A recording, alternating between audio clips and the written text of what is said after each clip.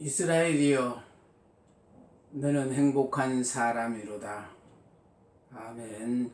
이 시간은 사무엘상 67번째 시간입니다. 하나님께서 보시는 인간의 중심이에요. 사람은 외모를 보고 평가하지만은 하나님은 우리의 중심을 보고 평가하십니다.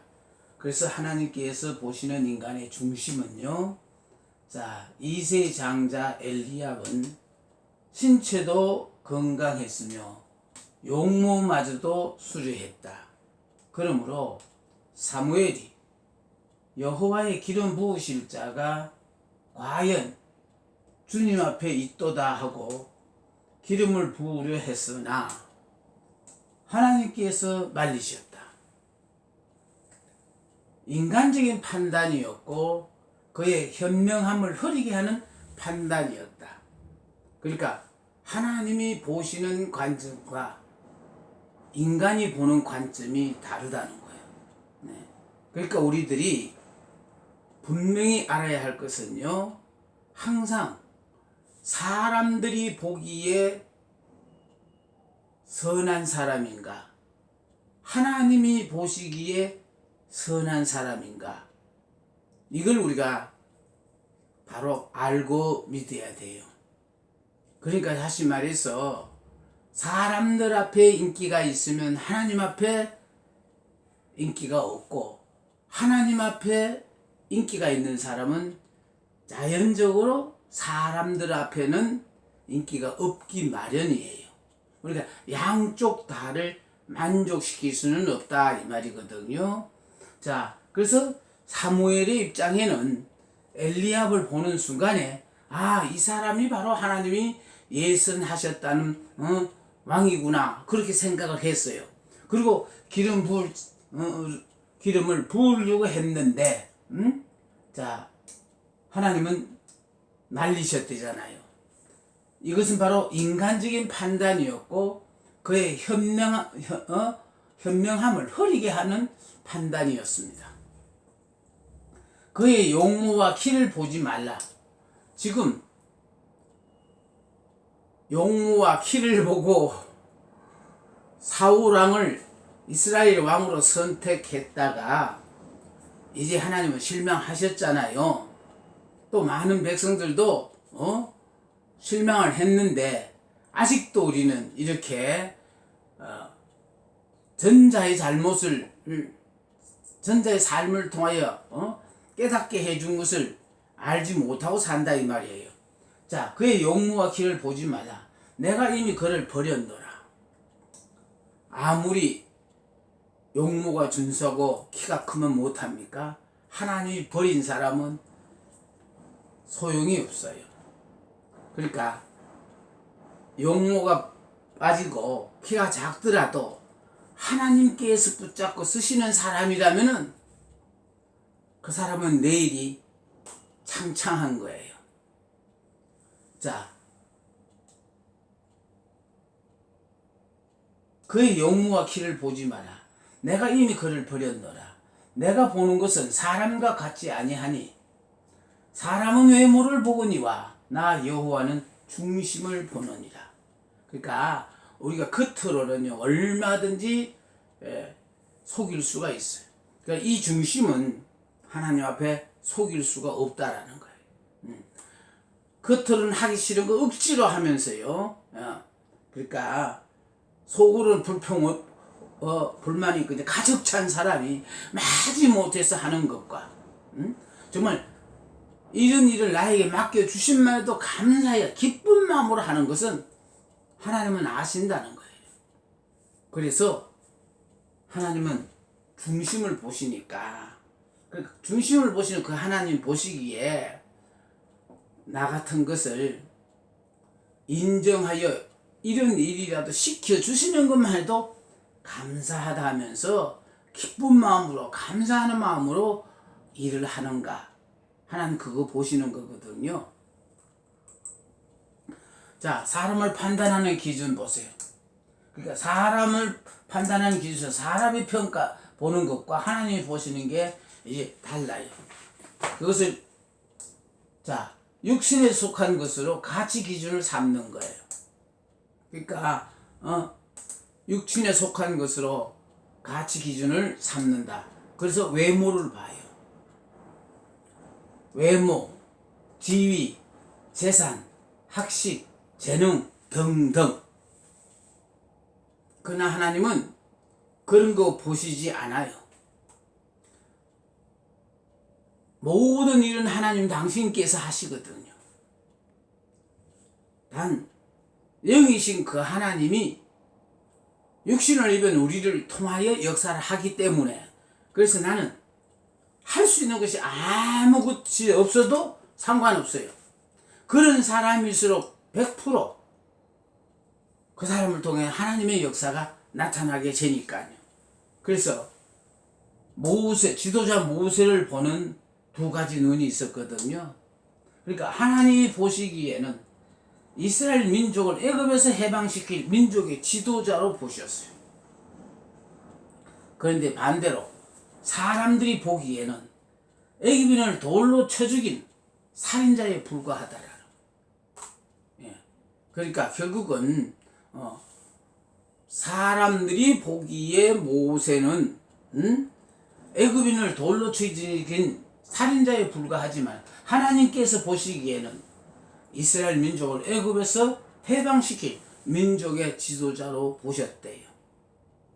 그래서 앞으로 여러분과 관심 깊게 공부하고 싶은 것이 바로는 왕중왕이라고 해서 42명의 왕을 우리가 공부하게 되어질 때에 그 왕들은 하나같이 하나님이 보시기에 선한 왕이 있었는가 하면은 백성들이 보시기에 선한 왕이 있었어요. 그렇게 구분되었어요. 그래서 백성들 앞에는 비록 인기가 없더라도 하나님 보시기에 선한 왕이면은 그 선한 왕 주변에 많은 사람들이 그 선한 왕으로 말미암아 온 백성들이 편안한 삶을 살게 되어집니다. 자, 그런가 하면 하나님은요 중심을 보셔요. 다시 말해 속 사람을 본다는 거예요. 자, 내면적인 사람의 양심, 신앙, 정신적, 복종심, 인내, 용기, 그 용모와 신장을 보지 말라. 내가 이미 그를 버렸노라. 나의 보는 것은 사람과 같지 아니하니 사람은 외모를 보거니와 나 여호와는 중심을 보느니라. 그러니까 세상적으로 다른 사람과 비교하여 열등감에 빠져있는 사람들, 여러 가지로 부족한 점이 많은 사람들이라도 자기가 부족함을 알고 있으니까, 나는 스스로 할 수 있는 일이 아무것도 없다는 걸 깨닫고 있으니까, 그래서 오로지 하나님만을 의지하는데, 그래서 하나님을 의지하는 사람들도 그냥 근성으로 의지를 하는지, 정말 이 하나님의 손을 한순간이라도 놓으면은 나는 안 된다고 생각하는, 그렇게 생각하는 사람이 이스라엘이거든요. 자, 그래서 바로 사람은 외모를 보거니와 나 여호와는 중심을 보느니라. 사람 앞에는 인정을 못 받아도요, 하나님 앞에만 인정을 받으면 그의 생애는 평안한 삶을 보장받고 사는 겁니다. 이세 7 아들을 차례로 거절한 사무엘은 이세에게 물었습니다.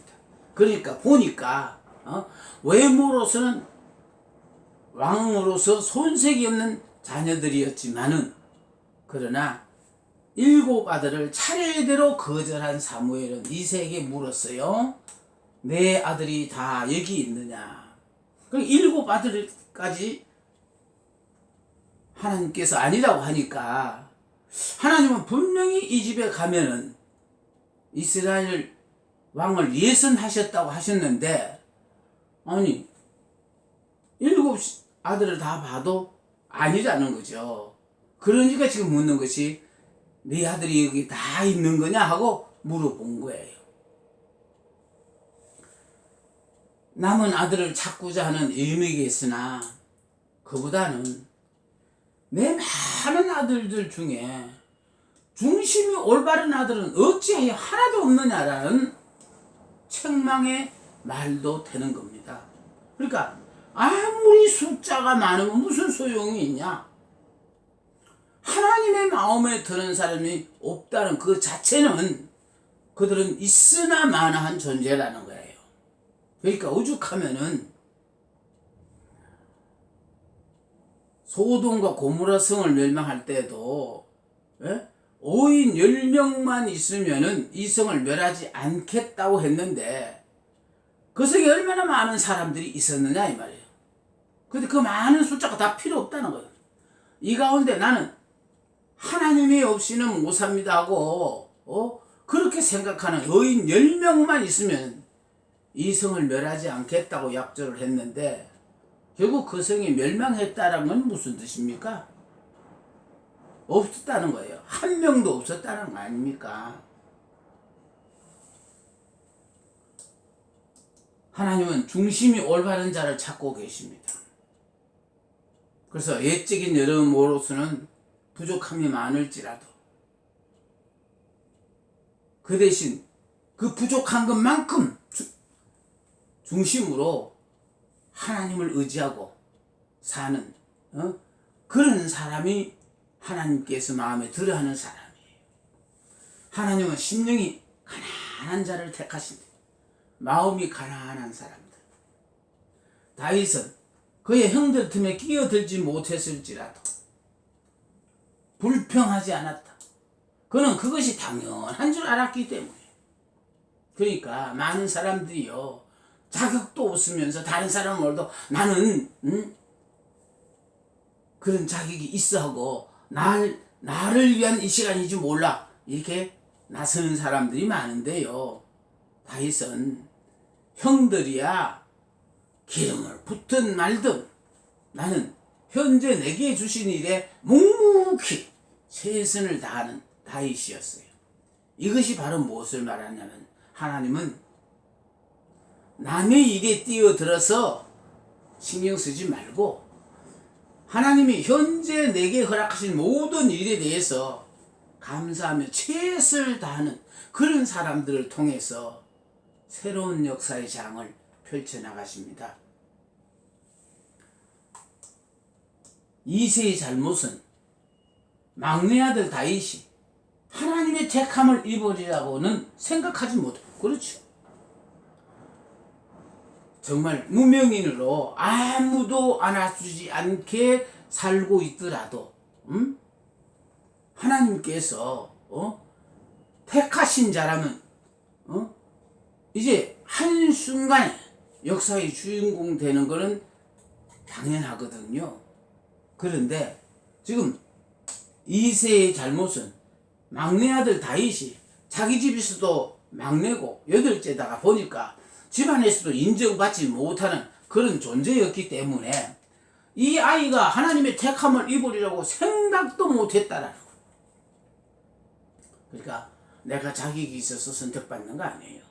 나는 자격도 없거니와 원하지도 않았는데도 하나님께서 나를 택하심으로 말미암아 내가 다윗처럼 정말 하나님의 장중에 붙잡혀서 어떤 기가 막힌 역사를 펼쳐나갈지 기대하시라 개봉 박두입니다. 그를 덜에 있게 한 채로 다른 아들들만 사무엘 앞에 서게 했어요.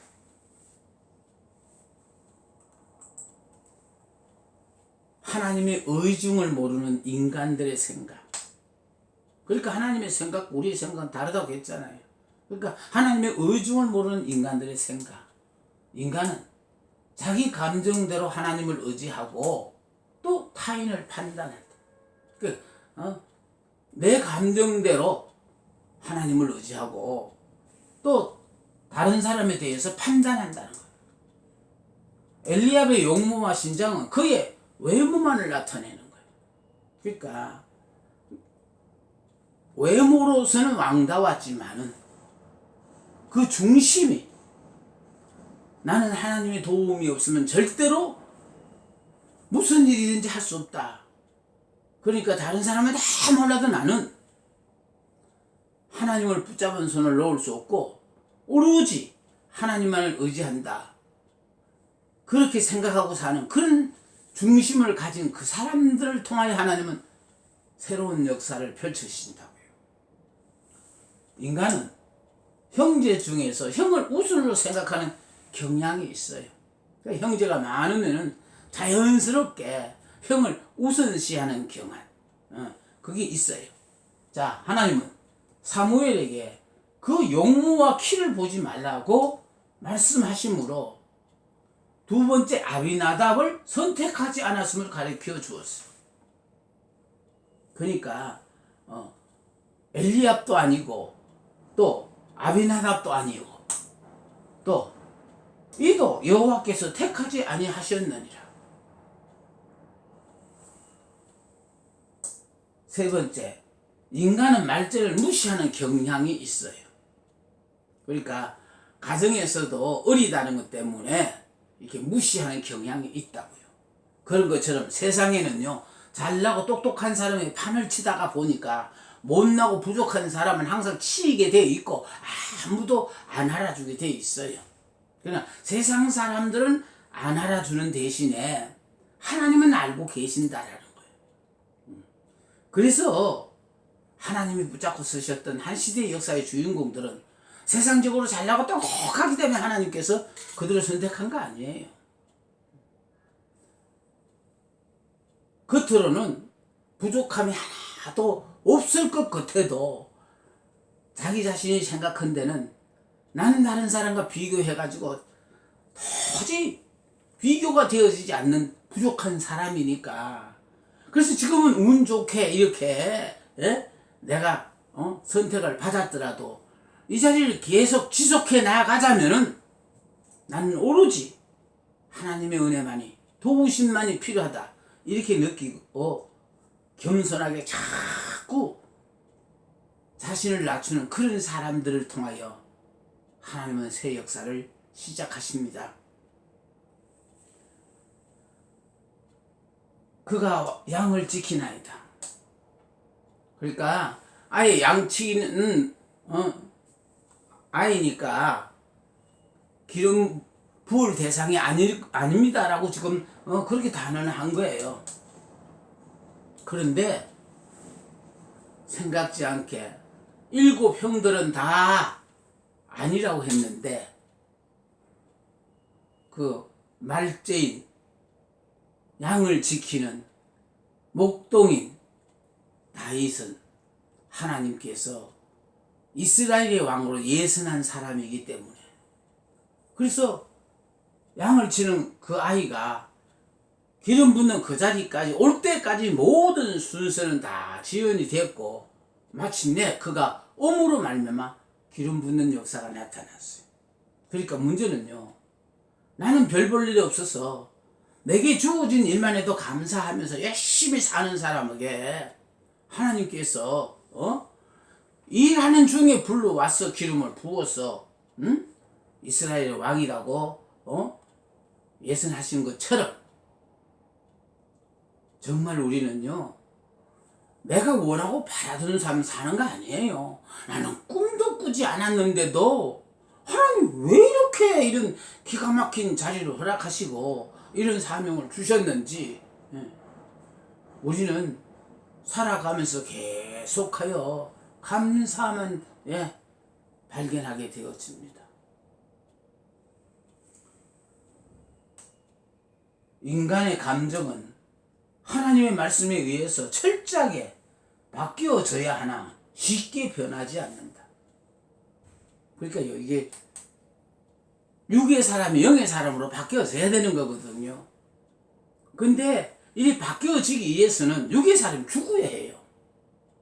그러니까 죽음은 말씀에 대해서 철저하게 순종하는 사람이 되는데, 안 죽었으니까 순종하고 싶은 건 순종하고 순종하기 버거운 것들은 안 하고, 그러니까 결국은요, 우리가 변하기는 다 예수 믿게 변해요.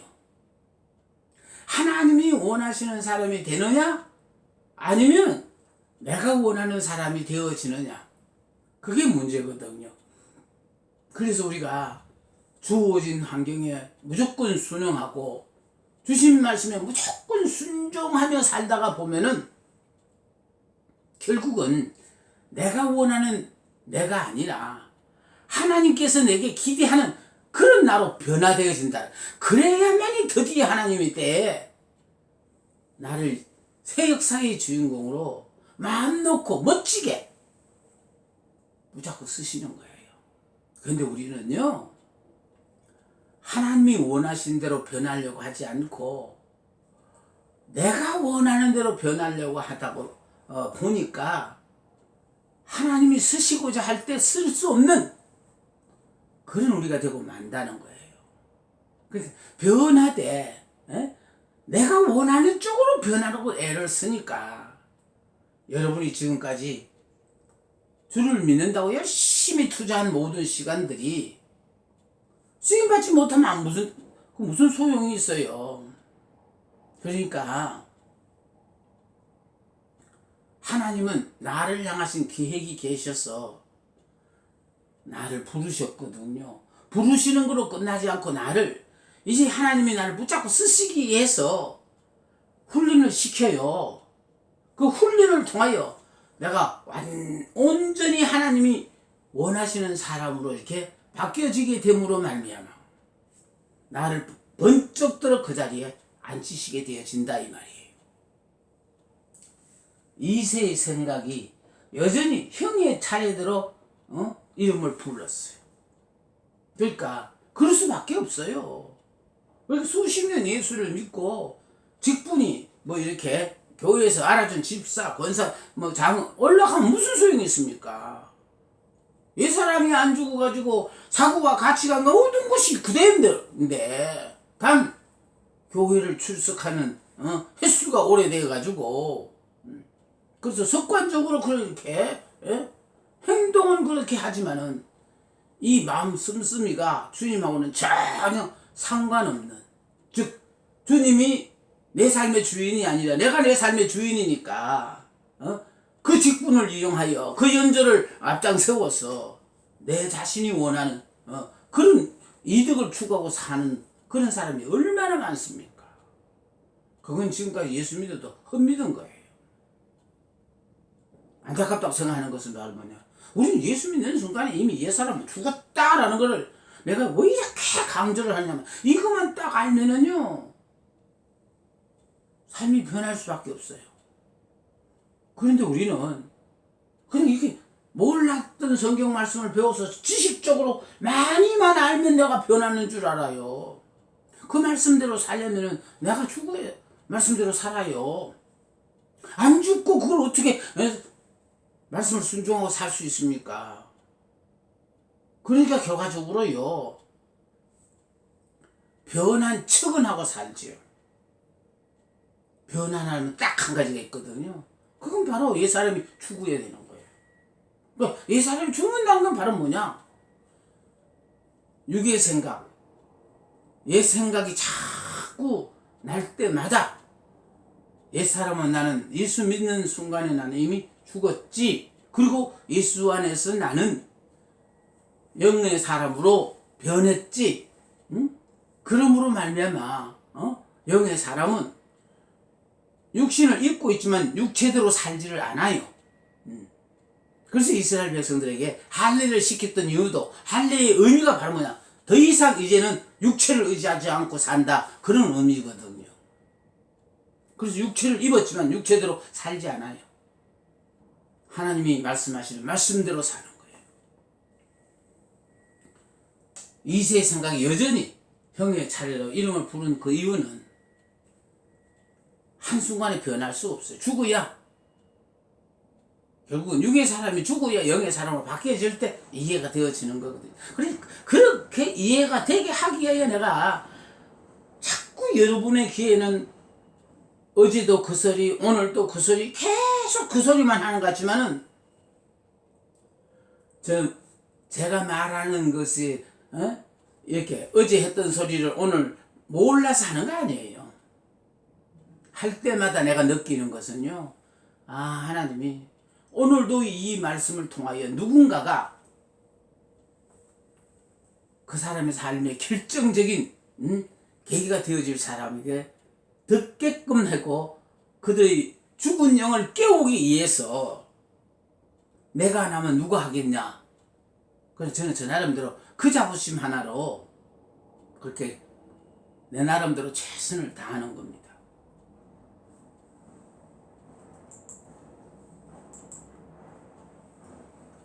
이제 다윗은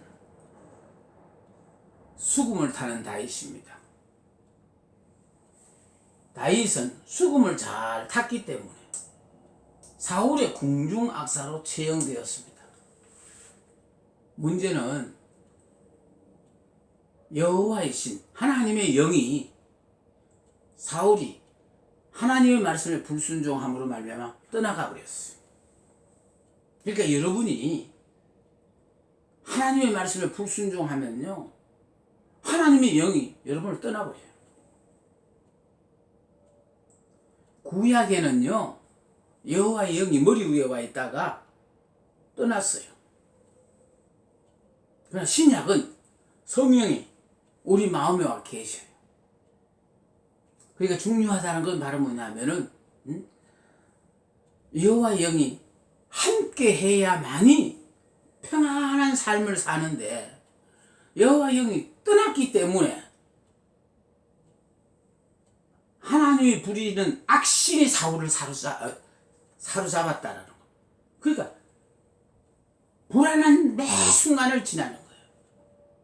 그래서요, 여호와의 영이 우리에게 함께하면 마음에 평안함이 와요.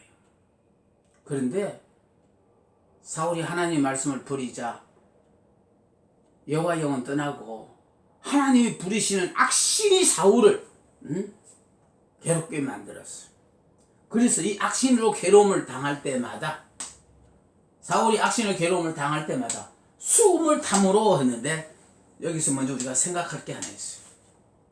먼저 뭐냐면은 이제 악신으로 괴로움을 당하니까 수금을 타는 사람이 필요하다는 걸 깨닫고 그제야 나라 안에 있는 사람들 중에서 수금 잘 타는 사람을 뽑은 것이 아니라, 사울은 다윗은 어려서부터 수금을 잘 탔다는 거예요. 왜냐 하니까, 이 수금은 왜 탔느냐 하니까 아버지의 몇 마리 안 되는 양떼를 돌보면서 그들이 평안하게 꼴을 듣고 그러게 하기 위해서는 그 수금을 타던 사람이니까 이제 필요를 할 때에 이미 수금 타는 실력이 정말 상위급에 속했으니까 이렇게 사울의 악신을 쫓아내는데 다윗이 수금을 탄 그 일을 하게 되어졌다라는 겁니다.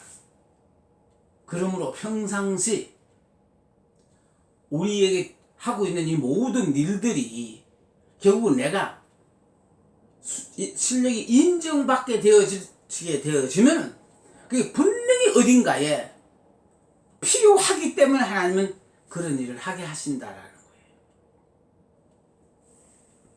그래서 수금을 탐으로 사울의 괴로움을 진정시켜 주는데 도움을 주었어요. 네, 여기서 또 중요한 것은 바로 뭐냐면요, 이래서 악신이 들어 괴로워할 때마다 다윗은 왕궁으로 불려갔고, 왕궁에 불려가서 결과적으로 수금을 탐으로 사울이 괴롭히는 악신을 쫓아내고 했는데, 문제는 그래서 왕궁 출입을 자꾸 하다가 보니까 결과적으로 다윗이 깨달은 거는, 왕의 주변에는 이러이러한 분들이 계시는구나. 물론 왕궁 처음 들어갔을 때는 왕궁은 뭐 좋다, 멋있다, 뭐 이런 것도 느꼈겠죠. 그런데 그 왕궁 출입을 계속 하다가 보니까 이제 다윗이 깨달은 거는 왕의 주변에는 누가 있고, 그래서 정치적인 감각을 익혔다라는 것이 중요한 거예요.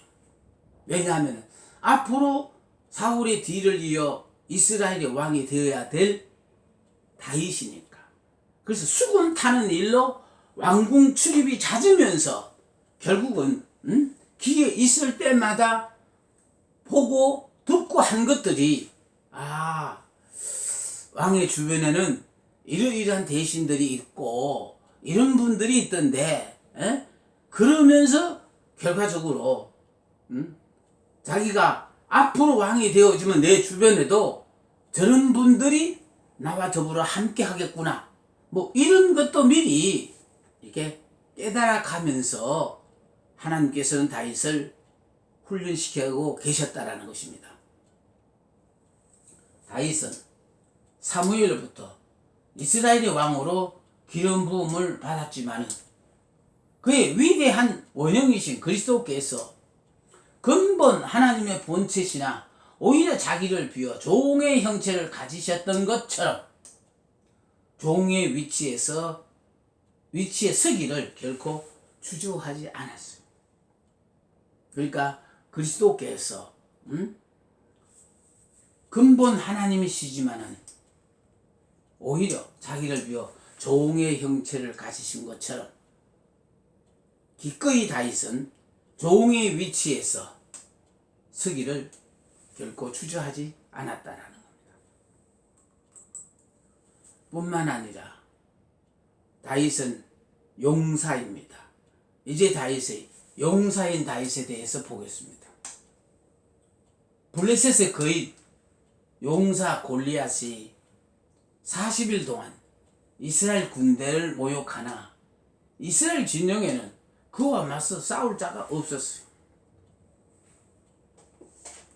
문제는요, 이스라엘의 왕을 왜 세웠느냐 하니까 이렇게 전쟁 시에 결국 적장과 더불어 맞서서 싸우게 하기 위해서 왕을 세운 거거든요.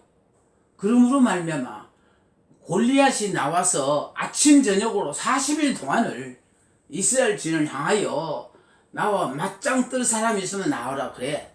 그래서 결국은 많은 사람이 싸워서 죽이는 것보다는, 살상자가 나는 것보다는 우리 둘이 맞짱을 떠서 이기고 지고로 끝내자.